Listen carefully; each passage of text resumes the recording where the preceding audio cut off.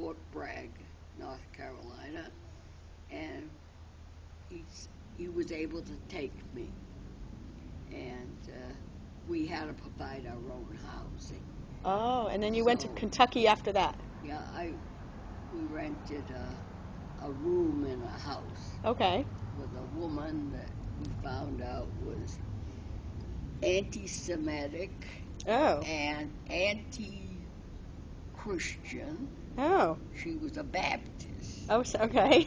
And she hated everybody. Did she?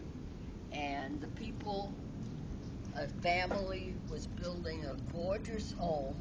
I mean, she lived in a beautiful home. A gorgeous home next to her, and she found out they were Jewish. She got all the kids in the neighborhood to vandalize the house, break the windows, throw trash in there. It was terrible. And I could find no other place to stay at that time. So you were in charge of finding the So housing? I just kept my mouth shut. Yeah. And I even ended up helping her trim her Christmas tree. You're kidding. This was a real good Christian. And finally we found an apartment. Oh, okay. And unfortunately, it was next door to not a cemetery. It was I think it was a full class funeral parlor or whatever. And the uh, the paratroopers had a base on the same place where Henry was. He was in the field artillery, and the paratroopers, I've forgotten the division, also had room on the base. So, unfortunately, a lot of the trainees, the paratroopers, showed up at the funeral parlor. Oh, no. It was kind of gross. Yeah, sort of And sad, yeah. The only heating we had was a fireplace in the living room. Yeah. And that was South Carolina. I'd stand up against the fireplace to keep warm. It's North Carolina, but it's still damp and cold. Yeah. And we stayed there over a year. Okay. Yeah. So you're North Carolina, you were in Kentucky. Then we went to Hattiesburg, Mississippi. Oh, in Mississippi. And we stayed there for, more than 2 years. Wow. Yeah, that's where suddenly, after 2 years, they shipped him to Fort Knox, Kentucky. Okay. And what was his job there? There, they took him out of the field artillery and had him prepare troops to go overseas, and then they called his name to go to Japan, and the war was still on, and don't think I wasn't frightened. And he was halfway across the ocean, and they announced that if you had so many points accrued, you could be released from the service. And he had more than enough, but he's in the middle of the Pacific. Oh. But thank God, about 2 days before they were ready to, he was going to be in this amphibious boat, right? Oh my! Fighting against the and when he saw what there was afterwards, he never would have made it. They would have been slaughtered. Really? Yeah, it was all fortified there. So did he get home? So he arrived in Japan, he came right back? They kept him for another 9 or 10 months. And it was a very easy thing. He was in charge of the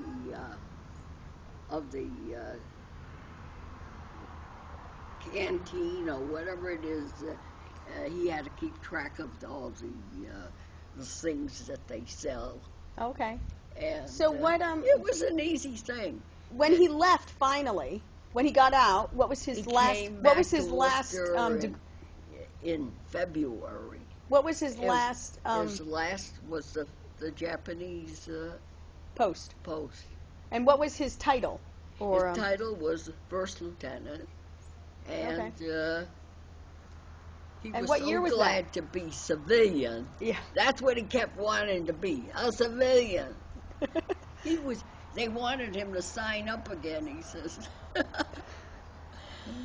He had almost 4 years involved in all of this. Yeah. Wow. He says, no, I'm going home and open up a hobby shop. Oh, that's when he opened up Henry's Hobby House. Yep. Well, not right away. Had to save some money. He didn't get rich in the service, believe me. No. Not in those days. But it was quite an adventure. Yeah. So coming to Phoenix was easy. In Kentucky, we lived in a basement of a house. Oh, listen, we had some pretty crude housing.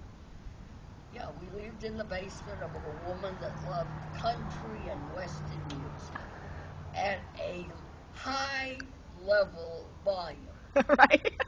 And I never liked country and Western, but after what she was doing, you could hear her at the end of the road when you drove in. But she was a, country lady and very generous. I mean, not that she did anything for us, but she was friendly.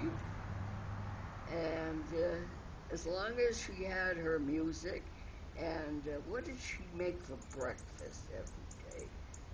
Grits, hominy grits. Did she make breakfast for you? No. Oh, not for you. I had to cook on a little thing in the basement. Oh, right. No, Okay. It was so called what you needed. There was a toilet. Right. It And was a couple crude. burners, like 2 burners? Yeah, in the basement of a house. Yeah. And wow. She was able to make some money on it. And what could we do? We didn't have any. So when you bought Henry's Hobby House, how did you start that? Huh? When you bought Henry's Hobby House, when you started your business? Oh, we started from scratch. And what year was that?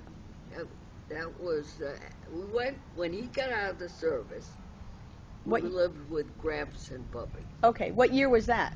Yeah, because he had no money, and at the time, while he was gone, I worked in my father's tailor shop. And so I was living there while he was gone, and it was a nice house. Nothing special. They bought it from the bank because of we had a depression at the time, real depression, where you saw soup kitchens and if you got paid 25 cents an hour, you were really up there. Oh, wow. But 25 cents an hour would buy you a quart of milk and a loaf of bread. Everything was relative. Of course, yeah. But so what year did you open the shop?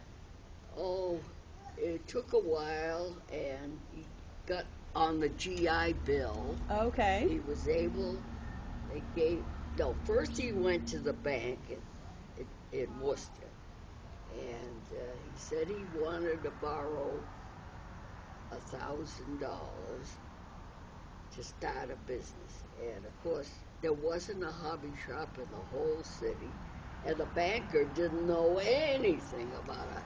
And to him, it looked like a bad venture. Bad venture, yeah. But fortunately, my parents had their mortgage in that bank. Okay. And of course, they were very good paying. Good people. Customers.